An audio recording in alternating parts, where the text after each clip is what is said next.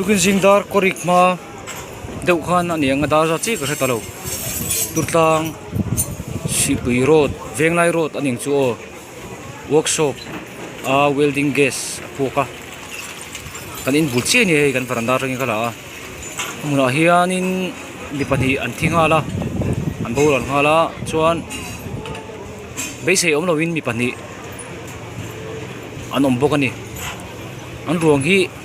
borol ngal hi chu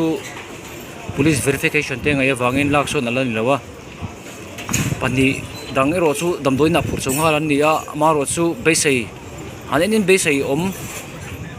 om lo hle ni e kan in po hi abul chi a heng anoma nei hemi building hi nia aron aron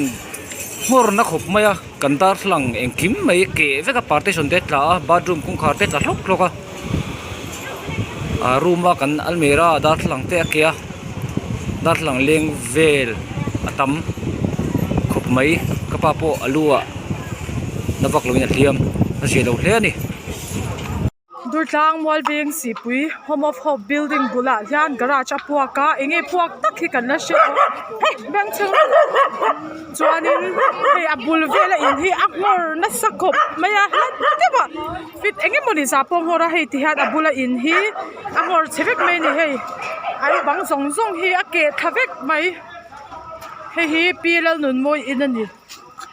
ti chi lo khop mai salai so puak ani doctor sangte in